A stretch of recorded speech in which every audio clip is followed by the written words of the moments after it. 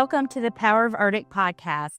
I am your host, Shelley Tingle, and our guest today is Dr. Marin Kress, a research physical scientist with ERDC's Coastal and Hydraulics Laboratory. She is part of the team behind Lock Operations Management Application, or most of you know it as LOMA. Welcome, Marin. Thank you.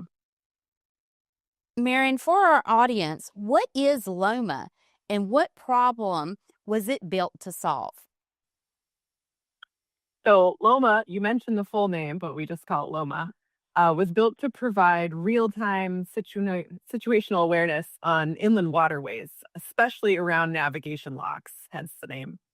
And the original goal was to provide lock operators with a picture of the traffic on rivers that was approaching their facility. So this would allow them to have better scheduling for maintenance planning, better traffic management, and overall safety. That was the goal. LOMA started with locks, but it's bigger than that now. What does the network look like today? How widespread is it? And what does it see? So today, the LOMA network of shore sites includes over 170 permanent sites and 3 mobile trailers. And these locations span many rivers, bigger, well-known ones such as the Ohio and the Mississippi, but also smaller rivers where there are navigation locks like the Green, the Allegheny, and Tom. So in total, we have over 25 waterways with equipment. But because the inland waterway network is so large, even with that high number of sites, we still don't have 100% coverage because the LOMA sites receive radio signals with their antennas, and those radio signals travel via line of sight. So in places with really flat terrain, like around New Orleans, a typical LOMA site can see or receive information for about 15 to 30 miles around the site. But in other terrain, like along the Columbia River, where you have sort of canyons, parts of the Ohio River, where the equipment is located at a facility that doesn't have that visibility, the reception can be quite limited just to the area around the lock or to the next bend in the canyon. And so AIS is the backbone of LOMA. What is AIS and what information does it broadcast? And why is it so useful, particularly in inland waterways? Good question. So AIS in this context stands for Automatic Identification System. And this is a global and international standard for maritime electronics. And I usually describe it to people as like GPS, but with extra information. The GPS gives you a set of coordinates, but with AIS, you get extra information about the vessel, the size, the name, the speed that it's moving, the direction it's facing. And all of that is important for inland vessels as well as coastal vessels because the rivers turn, right? It's a very narrow operating environment in some places, and other places it's just really busy. So AIS is useful on the inland system because our waterways are busy, the rivers are dynamic, they're changing. And AIS lets vessels see each other electronically, even at night or during challenging weather conditions like thick fog. Because it was designed for primarily collision avoidance. And that's important for maritime traffic everywhere. And when AIS is on and operating, the vessels are broadcasting their position reports every 2 to 10 seconds, sort of depending on what activities they're engaged in. And these are like leaving little digital breadcrumbs that are received by other vessels, by shore sites, like the ones that LOMA operates, and satellites as well. So you mentioned mobile trailer sites. Why are trailers so important, and what kinds of situations call for rapid deployment? Yeah. So the LOMA mobile trailers, they serve a critical role in helping fill those gaps in coverage I mentioned. So we don't have permanent coverage over the whole system. But if we need coverage in a place where we don't already have it, we can literally drive a trailer there and park it, extend the radio tower, and sort of fire up the system. And so that lets us expand our coverage temporarily where we need it, not just to receive signals about vessel positions, but also to broadcast safety notifications out that might be needed in those areas. And so the kinds of situations that usually call for a rapid deployment of a trailer are like emergency shoaling. So where there's been shoaling that has been identified, um, but won't be dredged immediately, for example, or low water conditions that can really narrow the channel and bring vessels closer to underwater hazards that are not normally a problem, but become a problem in those low water conditions. Loma started with one trailer, and now you've expanded that mobile capability. What goes into choosing where a trailer goes, and how fast can you stand up coverage during an emergency? Excellent question. And really, kudos go to the LOMA technicians who acquire and retrofit the trailers for our program to use. Um, so when we deploy a trailer, it's always in coordination with the local Army Corps district who's identified the need for this extra coverage in a certain place. And so far, we've had sufficient trailers to be able to deploy whenever they're needed. Right now, we have 3, and they're all deployed in different field locations. We do have a couple others that are waiting to be retrofitted, and that would increase our fleet size, increase our ability to deploy them. It's always good to have a backup in these kinds of situations. So when we do get a request for a trailer, our technicians are extremely dedicated. They get on the road, as soon as their travel is approved, as soon as possible. Um, Really, as soon as we can get everything coordinated, right? Where is it going to go? What do we need to make sure the site has on-site, right? Parking areas, security, that kind of stuff. Last year, for example, we had a 6-month deployment to Lake Providence Port in Louisiana. Our most recent trailer deployment was to Hickman, Kentucky, and that started on a weekend in October because the river was dropping and we needed the equipment to be in place before a certain critical water level was reached. And that was in coordination with the Coast Guard and the Memphis district. But once a trailer is deployed, we can adjust those safety notifications accordingly. So they're called virtual aid to navigation. And all of this is done in coordination with the local USACE district. So we can turn them on, we can turn the safety notifications off as the river conditions change. So you mentioned Lake Providence. Walk us through that example. How did a temporary deployment help manage that shoaling risk? And what did it mean for commerce moving through that reach of the river? Yeah, so Lake Providence, Louisiana, it's in the northeast corner of the state. It's about 200 miles south of Memphis if you're driving. But if you're on the lower Mississippi River, it's near River Mile 487. And in September 2024, the local district identified shoaling in the area, and they knew it would be a while before a dredge would be available to remove those shoals, but they were in the middle of the channel. And so they wanted them to be marked with a virtual aid to navigation. So in this case, with these VATONs, there's no physical buoy in the water. If you're just standing on the shore looking at the river, you don't see anything. But if you're a vessel captain and you have an electronic navigation chart, we can see those virtual buoys, as they're called, on the chart. And so they know how to navigate that portion of the river. And so because we were able to deploy a trailer within an hour, actually, Lake Providence is only about an hour from Vicksburg. And we were able to partner with the port. So they provided space to park our trailer. And it was on site for about 6 months. So this was a significant amount of time that we were broadcasting these virtual buoys out to mariners. But during that time, it's such a busy part of the river. There were over 3,800 vessel transits that went, both downstream and upstream and were using these virtual buoys. And that amount of traffic equated to about $100 million worth of cargo every day that passes that point. So in 6 months, that's like $16 billion worth of traffic that was going by this part of the river. And the river did not have to shut down, right? Because we were able to provide these virtual buoys so that mariners could transit that area safely. And these numbers are kind of staggering, but it's a really good illustration, I think, of how the inland system is so important to the American economy and how a relatively small investment in something like a LOMA trailer can provide these benefits to the navigation industry. Yeah, that is probably one of the best return on investments that I've heard about in a while. That's incredible of being able to keep that river commerce going, which is so important to our economy. You just Earlier, you described AIS tracks as breadcrumbs. When there's a grounding or incident, how does LOMA support district teams doing reconstruction or decision making?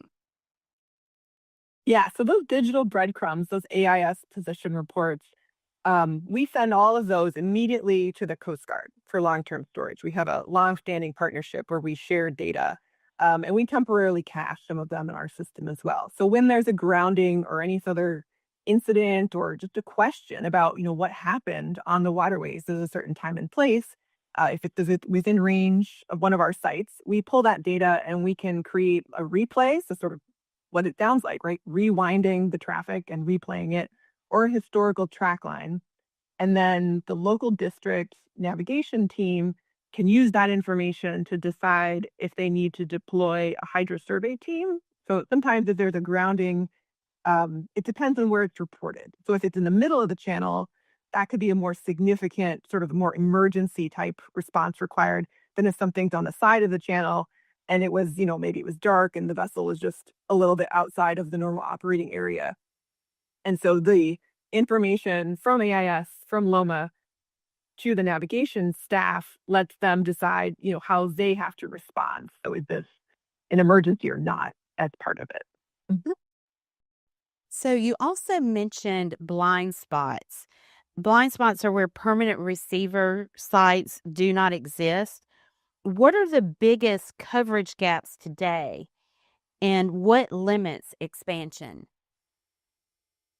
Yeah. So the blind spots that we have today, they're on some pretty large sections, especially on the Illinois, the lower Mississippi, and the GIWW, and then smaller sections of the Ohio River and different tributaries. So probably the most troublesome gaps are on the lower Mississippi River because it's such a high traffic volume and the significant maintenance dredging needs. But really, everywhere is important, right? There's no unimportant gap on the system because there's traffic and we want to make sure we have the ability to broadcast safety notifications as soon as we can. But the biggest limitations on our expansion were historically we started at USACE owned sites. So where there was Army Corps property, and that made it pretty straightforward to install this equipment. There's also some permanent sites that are hosted by other entities like the Tennessee Valley Authority, some sites that are on bridges that are owned by states, and all of those are great partnerships because everyone receives the benefits of safer navigation. But now the limitations are on really finding the sites where we could install new equipment, and getting the right mix of that site, the funding, the installation permission, just scheduling, and then the maintenance commitment. So it's not just a one and done, right? We do have to go out and repair sites. They get hit by lightning, they get affected by storms. Um, but once people understands, I think the value, they're generally supportive. It just takes time to plan everything and sort of get all the stars aligned. That makes sense. What does lock reliability and better traffic awareness change for operators and mariners day to day? The lock reliability is a huge consideration for industry. Really, all aspects of waterway reliability and travel time predictability are important. So, if you think about your morning commute, if it normally takes you 45 minutes to get to work, you tend to expect that, you can plan for it. But then, if one day it suddenly takes you 3 hours because there's some sort of unexpected disruption, that can, throw your entire day sort of off track. And the same can happen with the navigation industry. So commercial vessels that are traveling on our inland waterways, they want to have the best possible forecast for travel times and the best information about traffic and river conditions, um, to help them make those decisions about, where to go and when. And the same for our lock staff planning their maintenance. That can depend on when traffic is going to be at their site. And so the power of ERDC is our ability to strengthen partnerships. And you've already mentioned a few partners. Tell us about LOMA's partnerships. So partnerships are essential to the LOMA program's existence. I can't emphasize that enough.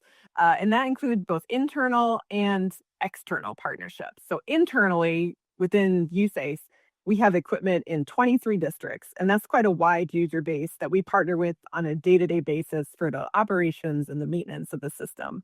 But our external partners include some of the ones I mentioned earlier, like the Coast Guard, agencies like the Tennessee Valley Authority, partners like the Port of Decatur, Alabama, that hosts some equipment, and then the state, usually in coordination with the Department of Transportation of the state, like Illinois, Louisiana, Mississippi, that have given us permission to put equipment on bridges because it makes safer navigation for the mariners and safer situation for the vessels out there crossing under those bridges. And of course, really the biggest partner is the navigation industry. So the safety information, especially that LOMA can publish, is viewed by hundreds of towing industry vessels every day. We have, anywhere from 80 to 200 of these virtual buoys being broadcast across our network at any given time. And, no matter who you are, if you can receive that AIS information because it's a standard format and there's standard equipment that commercial vessels have to carry, you can receive that safety information and have a better path for you. Very good. And so Loma was actually born in R&D. It was lots of R&D that went into this years ago, but now it has transitioned into operational R&D.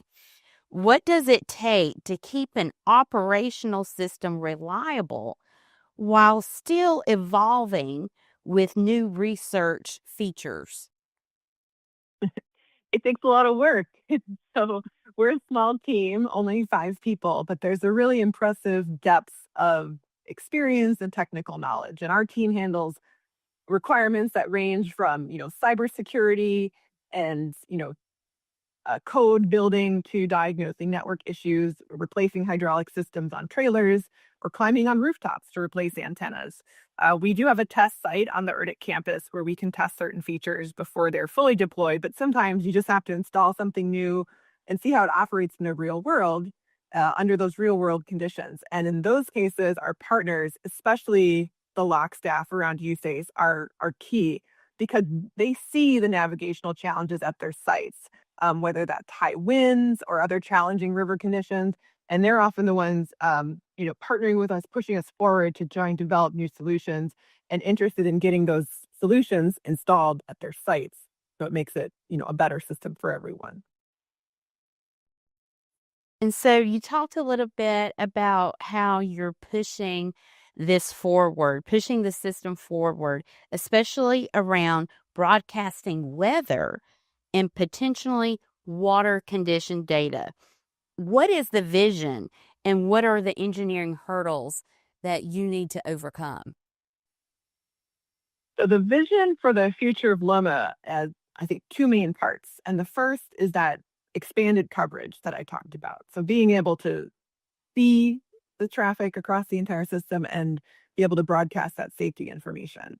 And the second part of this vision is the expansion of what are called river information services, which is a kind of a catch-all term for any additional information that can be provided to improve navigation. So that includes weather information around locks, so that as these large flotillas are approaching a structure, especially from the upstream side, they have better warning of the powerful river flows that could be pulling them, away from their ideal approach path and towards the dam. And so one of the things we want to do with the LOMA system is have more sensors in place so that we can collect that information about whether it's river flows, water conditions, high winds, anything that could be of importance to a vessel captain. And then we could broadcast that information to them in real time so that they know, like, oh, are there wind gusts happening at this site, right? Is there especially high, you know, sideways, crosswise currents happening here that I need to adjust how I'm approaching a site? And so the engineering challenges in this case are, getting all the pieces to work together in a reliable way and a cost-effective way, and then getting it installed across field sites. So we know it can be done, but it's part of that sort of the development of the standard solution and then getting it implemented. And then after it's implemented, it's getting the word out to the navigation community making sure that they have their settings on their navigation charts in a way that they receive the information we're broadcasting, and so they can incorporate that into their decision-making process. I once had a towboat captain tell me that he thought that the virtual buoys were a game changer in terms of improving navigation safety, right? They let them navigate in conditions that previously might have caused a river closure. And really, we want to keep delivering better products to keep changing that game, to keep improving the system for everyone on the water. Very good. And so if LOMA disappeared tomorrow, if it went away, what's the real world risk and what ripple effects would show up first for navigation and then supply chain?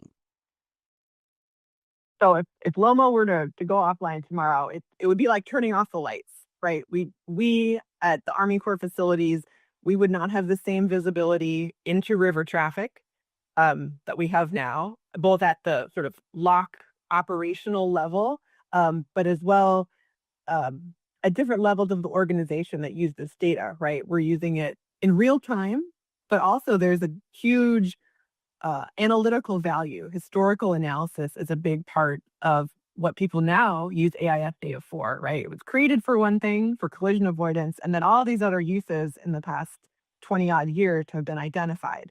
And so we lose all that. We lose the investment that has been made over the past almost 20 years in LOMA. And I don't think anybody wants that, right? If a single site goes out, we hear about it immediately from the users. And I can't even imagine the chaos it would cause if the whole system were shut down. Let's hope that does not happen. Right. So big impacts on our supply chain and navigation. And so Dr. Kress, is there anything else you would like to add about LOMA before we end this episode? Well, LOMA viewer accounts are available to anyone in the Army Corps. Just contact our email that I think is going to be in the show notes, and we're happy to get people set up. And if anyone has any questions, feel free to reach out. We're happy to, demonstrate the system as needed or give people a tour of some of our equipment. Very good. And all of that information will be on our show notes and resource page. And that website is poweroferdicpodcast.org. I'm going to repeat that one more time, poweroferdicpodcast.org. And that is all for this episode of Power of ERDC. My thanks to Dr. Marin Kress for taking us inside the world of LOMA today. Thank you so much for taking time out to talk to us. And I want to also thank our audience for taking the time to listen. Until next time, we'll see you soon.